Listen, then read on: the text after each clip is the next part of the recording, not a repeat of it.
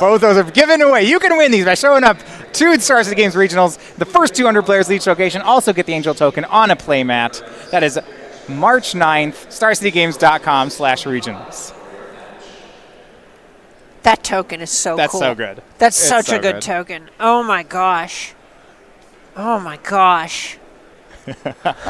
I'm reeling over here. The hair on my arms is standing up. That is so cool. So for going back to our match, Kevin Jones and John Rosum, you're talking with last round about this matchup. So John Rosum was saying what he likes to do in this matchup is to go slow post board. Sure. You basically want to make it to where it's harder for the Grixis Shadow deck to take away a piece of what you're trying to do.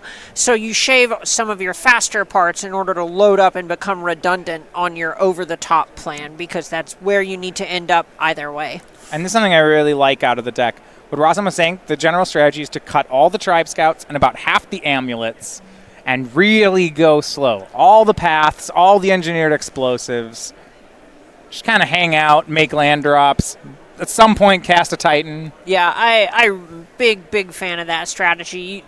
If you aren't comboing, Amulet doesn't do anything. Right? At the end of the day, Amulet is just mana, right? Exactly. Yeah. So you'll tend to see that, or even Aether Vial, and some Aether Vial decks get boarded out against the grindy decks, because if the game goes forever, those cards have pretty diminishing returns over the course of a 10, 20 turn game. And it feels like those Path to Exiles are what lets him go slow. The fact that they do answer all the creatures in this matchup. Exactly, and if you go long enough, you're not even having to Path to Exile Gurmag Angler. Wait, here, you know what? Numbers. Hold on. Numbers, guy. What's bigger, 5 or 6? I don't have enough fingers for this one. Oh yeah, you have to use both hands. I can kick a foot up here maybe and use a toe or something, but yikes. Oof. Which one's bigger? Well, what if it's 5 and 5 a second time? Then we got to trade. Well, that's but then you. Yeah. You know, no, we're just doing addition. Look, I don't know. All right. So past that, you're really just kind of looking to make sure you get to actually get to the Primeval Titans and just cut the frills. Yeah. And by cutting cards like Tribe Scout, it actually hurts some of Kevin's interaction. The Fatal Pushes aren't live. Exactly. There's a point where from Kevin's side, you have to keep in a couple of those cards because you might just get got. If it turns out Rosum leaves in Tribe Scout and you just get kind of pantsed by it, you could just lose a game to that. Yeah, but you don't want him ramping out too fast. Exactly, and it's a kind of low cost to just keep a Dismember in here, a Fatal Push there, and so on. Rosum will be on the play here as he is down a game. And on Kevin's side, his sideboard doesn't really strategically let him change what he's doing. He has a bunch of cards that are just slightly different answers. An additional Liliana, a second Kolaghan's Command, small things like that, but he's still largely the same strategy. Right, and you'll end up seeing that a bunch whenever a deck is kind of built around an engine. This one is the Fill the Graveyard, Pay Life grind thing. It's kind of hard to come up with a new angle when you have all these Street Raids, all these Shock Lands, all these Thought Scours, etc., that make your deck able to do this Broken Legacy thing. So you're just kind of refining your plan rather than changing it. And both players keeping here. Start off for game 2. Rosum looks like with a 1-mana play, it's going to be Ancient Stirrings. I kind of think that's about the only 1-mana card we expect to see much of. Yeah, outside of maybe a stray Amulet that didn't find its way in the sideboard, then this is really the only thing you're going to see on turn 1. Yeah, I think the plan right now is to keep... Normally, you historically would have boarded out all the amulets, but now you keep 2 in because Trinket Mage is in the deck. Yep, that makes a lot of sense. 1 to 2 is just kind of free when you have so many ways to find them. And find one of them is exactly what he does, is that's what he takes off Ancient Stirrings. Kind of communicates that he likely has a bunch of lands, or at least all of the lands that he needs.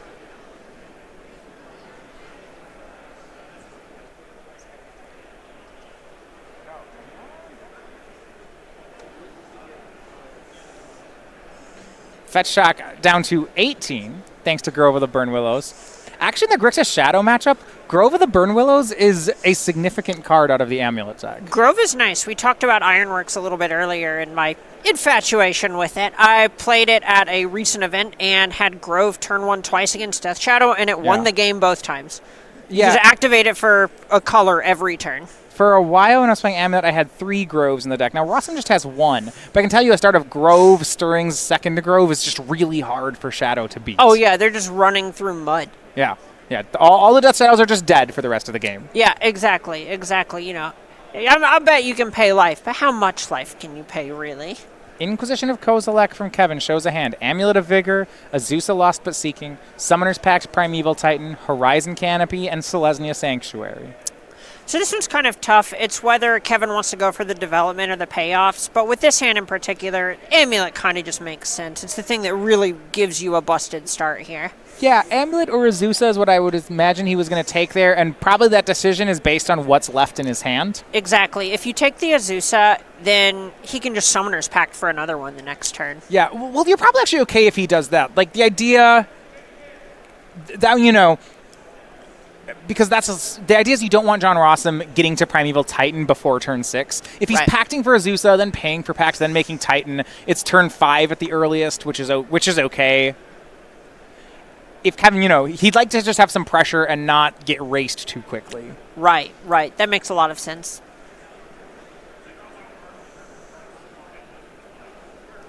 You know, Rosum with nothing really on his turn other than just playing the Sanctuary, picking up that first land. We get to Grove out this Azusa next turn. I like Rosum making sure to give a life point to Kevin before picking up Grove. Big game. Those little things over time add up a lot. We've basically undone a Shockland at this point. Yeah. You know, 1 point of life doesn't seem big, but over time, it's colossal. Here's that Grove. Azusa looking to be made here. Now, if Blaze has lands that don't have triggered enter the battlefield triggers, John Rosum can hold on to priority here. That's generally kind of what you want to be doing whenever you play the Azusa, is you want to play your bounce land last. That way they don't get a chance to kill Azusa before you get your full value off of her. So Horizon Canopy, and then, as you mentioned, Simic Growth Chamber as the second land ramps John Rosum up to 5. Yep. Next turn, he will have Primeval Titan. I believe Cavern of Souls in hand as well. So for Kevin to stop this, he's going to need something like Thoughtseize plus Stubborn Denial for that pact. It's a lot to ask. Yeah, this is going to be really tough, because even then, you could see Rosum just pay 1 to resolve pact. It's a time walk effectively, but it doesn't do anything other than buy you time. It doesn't actually answer the card.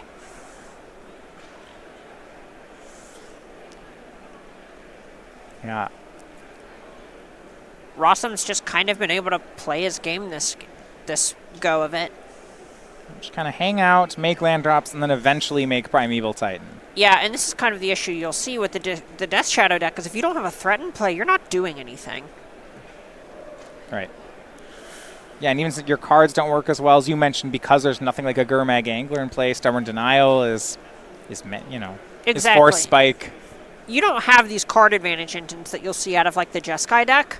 So, sure, you're answering their things over the course of a few turns, but they just get more draw steps. Now, Kevin has a Surgical Extraction in hand. Oh, my. So, if there's a Thoughtseize with it as well, that's a way Kevin could get out of this situation. That could vary based on how Rosum ended up sideboarding. Yeah, he may have another thing to pact for, a Sigarda, a Rurik Thar, a Hornet Queen. Yeah, those have all got to be huge here. What are the odds that Rurik Thar is too helpful? Yeah. Death Shadow's always bigger, right? You probably look at the other two in the matchup. Sigarda, I mean, Hornet Queen is typically something that you can see boarded in here. Sigarda's new to the white build, but I suspect it's good here. Kind of the nice thing about Hornet Queen is when your opponent has a 12/12 and a Timur Battle Rage, you can put all the Bs in front of it and you'll only take 18. So we see Snapcaster, Thoughtseize, Surgical Extraction from Kevin. Yeah, this is... Or rather... Wow. Whoa. Wow. He thought that wasn't a Thoughtseize, that was a Thought Scour, and it happened to just hit a Primeval Titan. Oh. What? How is what? Wait. Oof. I mean, oof. Kevin, you're a madman. That doesn't make any sense. And now he's taking all the Primeval Titans. What do you mean it doesn't make sense? He's taking all the Primeval Titans. Yeah, this Thoughtseize draws a card, you know? It doesn't cost 2 life. It's even better. Yeah, What is happening? Is this real life? Right? This is... I don't understand. I mean, it's excellent. This turns out to be the best possible play for Kevin, but...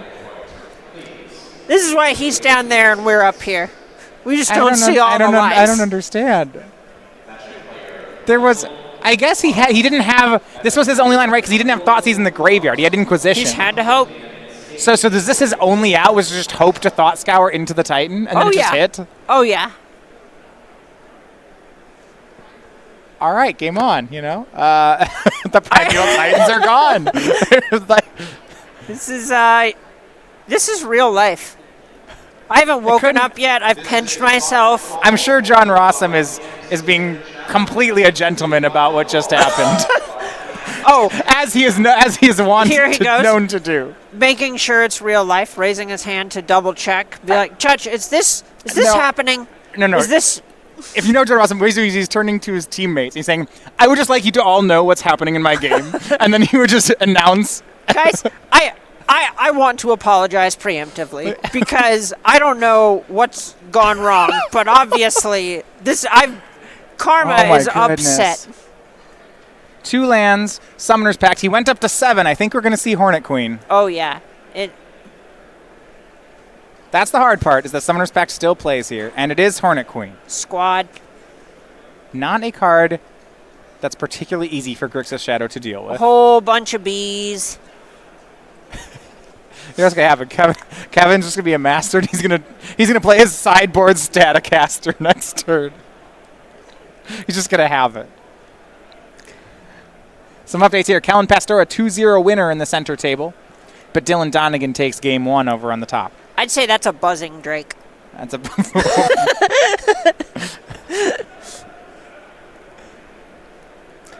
Bees. 4 B. Okay.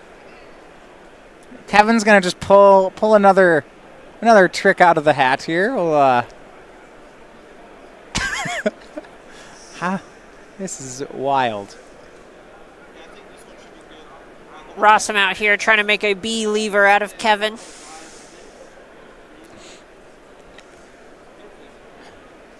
Yeah. Do you think what feels worse? Having your Primeval Titan get hit by the Thought Scour and then Surgical, or doing that to your opponent and losing anyway? Oh no! Kevin's just having a blast right now. He doesn't care. There's definitely a moral victory in this. Absolutely. Right. Kevin's just into what's going on right now. Oh yeah, Kevin is just like, you will talk about me for the rest of your life. Look, man, I got you. I got you good. Maybe I lost the game, but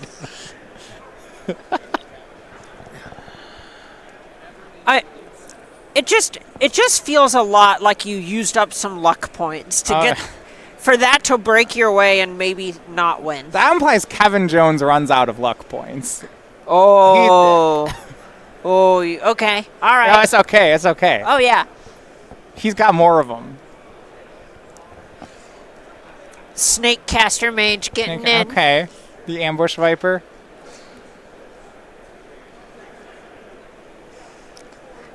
I haven't heard that one, Snake Caster Mage. I kind of like that. It hits in for 2. I mean, it has Death Touch against this board. It is a true Ambush Viper. A Cavern of Souls on Insect. Okay. Cast Hornet Queen. Oh, I didn't see Rosum put like a die or anything on top of his deck, and I thought, not like this. Not like this. No. Oh, no. No, pays for Pact. Is that a Path to Exile? Draws Path to Exile. Takes care of the Death's Shadow. Oof. That one's gone. Now 6 power in the air, looking solid. Maybe even 7 if you add in that Azusa. Do you not add in the Azusa? No, you swing it in. Oh, you gotta. Maybe one thing, I guess he hadn't drawn the path yet. I was gonna say I don't love giving Jones life if you're planning to attack. For the attacking part of the game, maybe we should exit the giving our opponent life part of the game. That was right, because the draw for turn was passed. Exactly. It makes sense. It makes sense. It just took a second to go, well, maybe we should have. Look, it's a taunt. You give them life points, and then you attack them. Honestly. Because you're just having too much fun. There's a reason Jonathan's middle name is Gentleman. It's not related to magic, but there's a reason. A Braid takes care of the Hornet Queen. So Kevin drops to 5 on that turn. Timely Stubborn Denial. Yeah, right. You know. At that point, Kevin's only out probably involved drawing a threat that turn, a Death Shadow specifically, and then a Timur Battle Rage off the top. Is it Staticaster out of the board? Ooh, that'd be a big one. That'd be a big one. I don't think it's there. This is turning into a blocking mage. Snakes are known to be blockers. Very defensive creatures. Oh yeah, this has gone from an ambush viper to like a rattlesnake caster mage.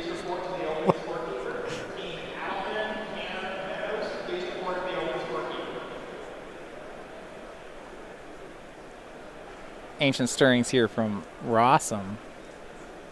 Not sure how many more cards he needs. He picks up a Simic Growth Chamber with it.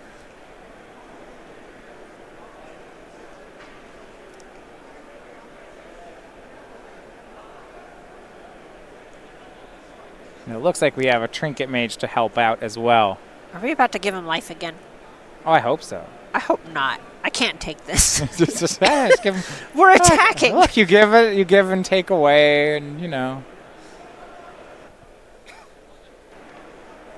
Now, the Trinket Mage, remember, though, can find Walking Ballista here if John Rossum ends up short on damage. Ooh. Yeah. You know what that does? It shoots Snapcaster for 1. And shows the Ballista, and Kevin Jones picks up cards. They are headed to a 3rd game. Whew. That path to exile was big. I mean, it didn't look great because of the Hornet Queen, naturally, but it really shaved Kevin Jones' outs there. 1-1, a necessary win for Rossum there. It's their team on the ropes at the moment. Oh, yeah, if Kevin picks up another game, that's it. The match is over. What I like about the way that Rossum's decks plays post-board with cards like Path to Exile and Hornet Queen is you looked over at Kevin's side and you really felt that Kevin needed an early threat to have any chance at the game. Yeah, exactly. You just don't have any... You don't have the same inevitability that a lot of these blue-black or just the Snapcaster decks in general do. You need to be applying pressure while you have all these parts moving. Right. Kevin looking through the sideboard. Now that he did get a chance to, with that surgical extraction, to look at Rossum's configuration post-board. See now that there are no Tribe Scouts, things like that. Given that, do you change anything on Kevin's side? Yeah, a lot of it's going to come down to him being able to see if Rosum actually sideboards as well. If Rosum just reships, it's pretty easy to just change based on the information that you have. But I'm pretty low on keeping in all of those cards for what might be a counterboard strategy. And maybe your best chance of winning is just cutting your pushes, cutting your dismembers, and going, you know what? If I get got, I get got. Yeah. Maybe you just have to change how you're mulliganing, I guess, at a certain point, right? These reaction hands that are going to be a bunch of Thought Seizes and a Snapcaster Mage, you maybe have to shy away from those. Yeah, if we don't have a fish or a shadow on turn 2 or 3, you really just need to look for something else. That was a game where Kevin was able to surgical away all the Primeval Titans, and even though it was a great play, it never felt particularly close. No, I mean, it helped that Rosum had the Summoner's Pact there, but that's kind of what the deck does. On one hand, you can go, well, yeah, he was kind of lucky he had this, but that's what the deck does. The deck plays, especially post-board, 10 finishers, right? You have your 4 Primeval Titans, your 4 Summoner's Pact, your Sigarda, and your Hornet Queen. And if you want to count Teleria Wests, which is reasonable. You can put that up to 13. And then if you want to start counting stirrings for Teleria West, like, there's just going to...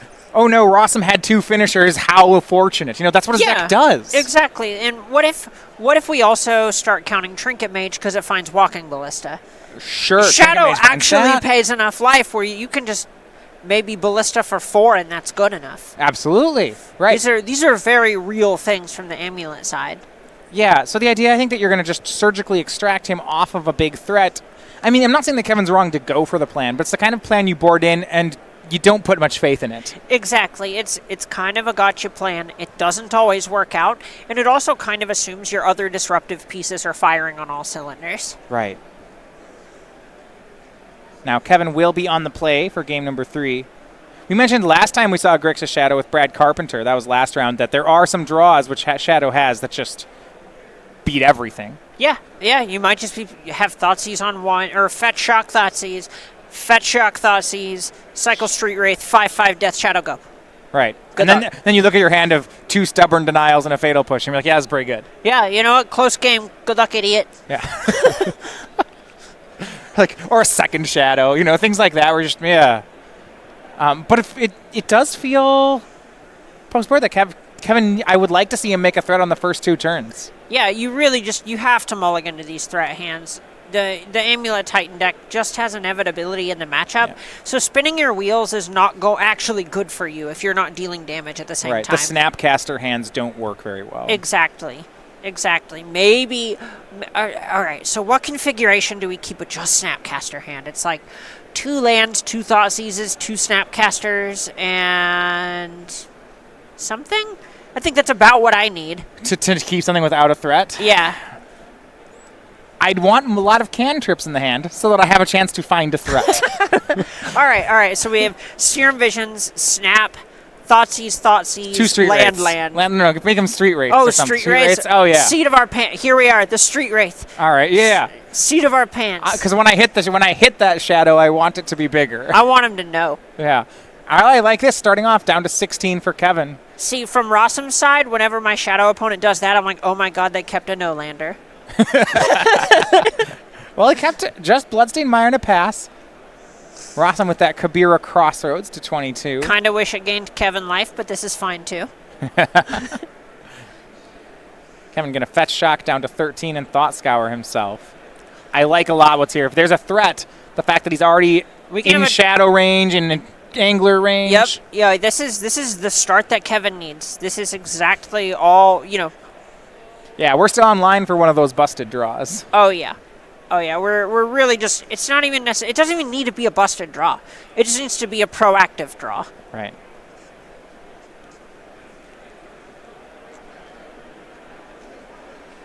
Now Rosum, if he has a handful of Path to Exiles, may be able to counter. Yeah, that's a pretty good thing to lead on a Kabira Crossroads for. Yeah. Oh, Shadow Hey, Land. a threat! Yeah. You should have taken a page out of last game and thought scoured Rosum. Ooh, just drawing the Shadow. Drawing the Shadow. Kevin shocks down to 11. Picked up Thoughtseize for the turn, and he'll fire that off, go down to 9. Take a look at the hand. Cavern of Souls, 2 Gemstone Mines, Ancient Stirrings, Azusa. Okay, so this one doesn't actually have a payoff card. Yeah, and Path to Exile. It's just kind of a couple cantrips, a reactive spell. Yeah. This is the type of hand where it's just really a Titan short. Those Stirrings are just, should think of them as lands here for the most part. Yeah. They might be Engineered Explosives for 1 if that's what they need to be. Hey, they could be Amulet. 1 Amulet. You don't even want them to be amulets here. No, but they could be. They're they might very be forced talented. to be. They're very talented Yeah. Ancient Stirrings. And Kevin takes the Azusa. Kevin not having a threat there, but he did know about the Path to Exile, so he's not exactly incentivized to jam. Right. Ancient Stirrings from Rosum. We'll look at top 5. He is going slow here, as mentioned. Yeah, I mean, he's not under any pressure. Right. He doesn't need to do anything. Eventually a Titan's going to show up. And it's going to be bigger than a fish. I had a good friend run the numbers. Yeah. Giants are much larger than fish. What about zombie fish? Are they much doesn't larger matter. or just Doesn't regular matter. larger? They're huge. Thanks. I lack the source material, the we go. experience. I'm glad I have you here for all of this. Takes Amulet of Vigor. Confirmed, Primeval Titan is large. It's a very talented Ancient Stirrings, Matthias. I know, I found one of the two amulets.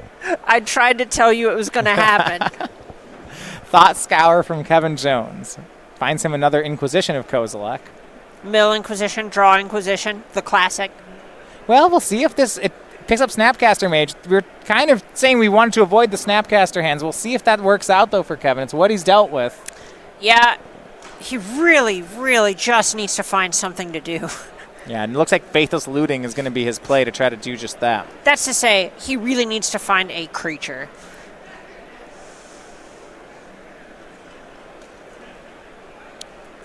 And actually going to go for Inquisition. You see Amulet, Path to Exile, Ancient Stirrings. All known information at this point. It's likely the Path or the Stirrings he's going to go for. I have Sostan corrected. He takes the Amulet. All right. I'm a bit surprised to see that be the play here. Yeah, I don't like, especially if we're struggling to find a threat, there's a point where you probably just want to take this path to make sure that once you actually find this threat you're looking for, that you can do it. Well, Kevin's hand, I think what he's looking at, he has 2 Stubborn Denials in his hand. Mm-hmm. So maybe the thought might be that once he finds the threat, he's not really worried about Path to Exile taking care of it. Sure. That's a fair point. Ooh, top card Kolagun's Command. I'm out. Maybe should have kept that amulet. Well, I don't know that Kevin has the 3rd land. I think the other card's the 3rd. It looks like it. Oh, the other card in the scry is. So right. If he wants to cast that command, he can, but he'd have to keep both these on top, and neither of them are a threat. That's tough. Tough, right? That's tough. Especially when it doesn't. That swamp is not going to help you cast both Stubborn Denials the same turn. He decides to keep them both. Decides Kolaghan's Command is worth it. It's worth drawing basic swamp. It answers Azusa, and it feels like Azusa and Amulet are the cards that Kevin has respected the most here. So being able to answer those, it lines up with the game plan that he's been executing.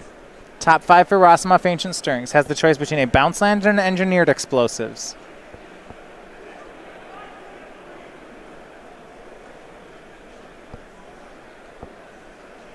Looks back right now, we know Rosum's hand is 3 more lands, a Path to Exile. And whatever card he takes off whatever of this. This is, yeah. And then whatever he drew for turn.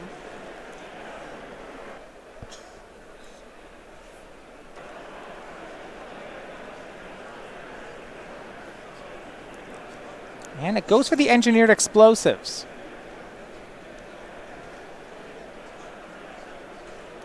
And it looks like he's going to go ahead and set that 1/1 right now while Kevin's tapped down. Nice Stubborn Denials. Yeah. Plays Growth Chamber to reset that Gemstone Mine. So has the first Death Shadow pre-answered, though Rosum has opened himself up to that Kolaghan's Command that Kevin kept on top. Ooh. Yeah. This is going to be big. Yeah. All right, he'll Kolaghan's Command to blow up the Engineered Explosives and buy back the Death Shadow? The Kolaghan's Command is a threat. Right. Not that he gets to cast this turn, but it's a threat. It's a couple turns away, right? So he has to draw the Swamp. The next turn he has to draw Kolaghan's Command, and then the following turn he can cast Shadow. But no one's going fast here. That might even be okay. Yeah, exactly. Looking like Snapcaster. Maybe into a... I'm wondering if it's a discard spell or a draw spell. Probably a discard spell. He only has single blue. It has to be a discard spell. Oh, you're right. Inquisition of Kozilek. Misses. No, finds Path to Exile. Correction. Now Rosum on all lands. Draws Summoner's Pact. Wow. Okay. All Not right. bad. All right. Yeah, we take those. It's still, though, a ways away. I'm not sure that he's going to get the Summoner's Pact in time. He can Sigarda next turn, right? Ooh, he Well, yeah, he does have a gemstone mine for that white mana. Right. If Sigarda's in the deck, he can go for Sigarda this turn. If he's waiting for Primeval Titan, though, it's not going to work, and he goes for Kabir Crossroads. Okay, so it's like you said, taking it slow and steady. Yeah, we see Kolaghan's Command blowing up Engineered Explosives, buying back Death's Shadow. And at 9, that means Stubborn Denial is online. Oh, it's nice. It's nice. This is the pay 11 life tempo deck doing what it does best. Paying 11 life.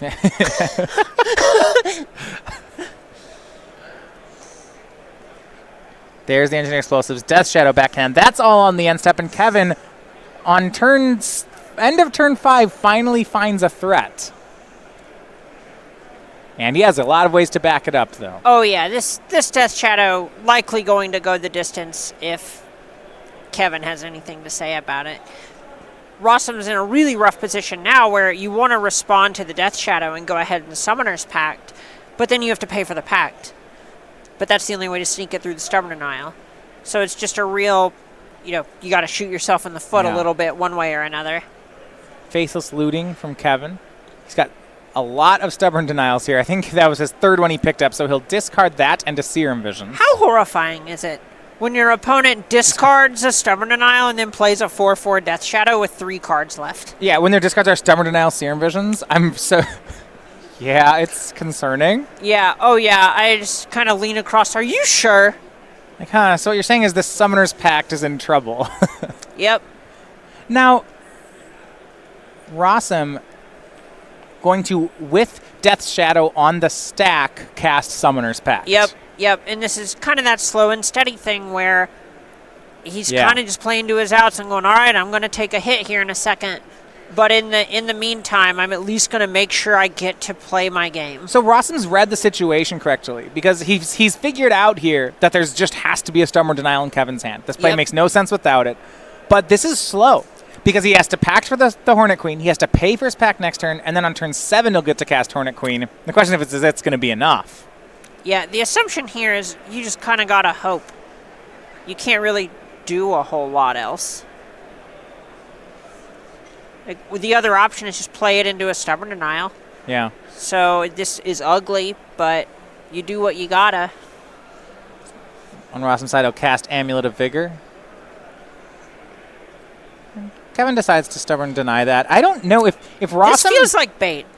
If Rosum's already shown you the Hornet Queen doesn't care about Amulet. I don't like this as a play. Yeah, maybe the line here is that Rosum is trying to...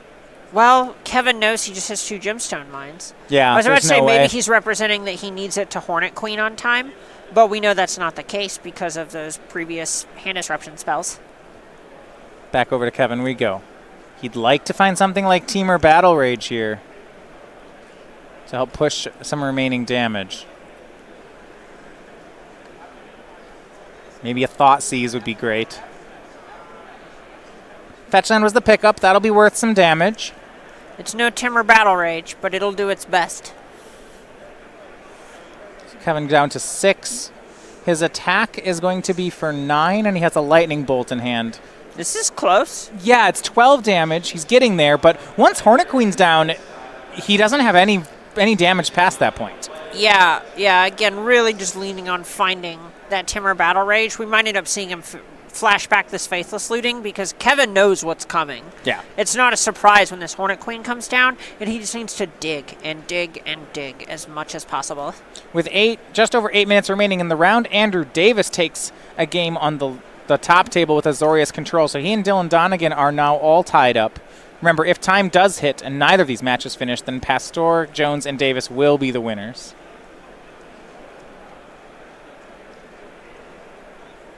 And it looks like it's going to be Serum Visions. He'll go for that before that Faithless Looting. And the maximum number of cards he can look at. Yep. Probably bottoming this Stubborn Denial here. If we're discarding him, we probably don't want him anymore. The 4th one? Yeah, I don't think so. Snapcaster, Stubborn Denial, and Lightning Bolt are cards in Kevin's hand. But there's no way around the Hornet Queen. Unless there's a Thoughtseize hiding in the yard. And there is. Looks like there was a Thoughtseize hiding. Wow. What an upset. Wow.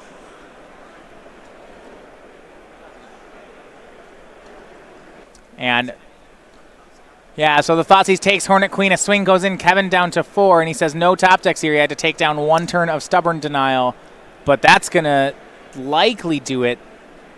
Rosum draws a card off Horizon Canopy, but he goes down to 5 mana to make this play. Yeah, can't cast Sigarda here either. He could have Amulet, Bounce Land, Titan. He can't play a land, right? He played this Horizon Canopy. So a chump blocker for the Death Shadow into something? It's going to take a lot, yeah. There's not many outs here. Something like Walking Ballista could block Death Shadow, remove both counters, and kill both snaps.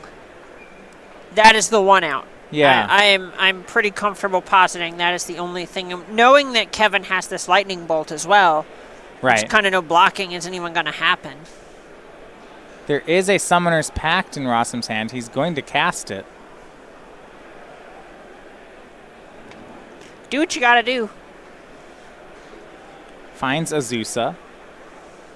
If you have to make a chump blocker, this is the one you'd like to make. Oh, he has Kabira Crossroads to live. Okay. It'll buy him some time.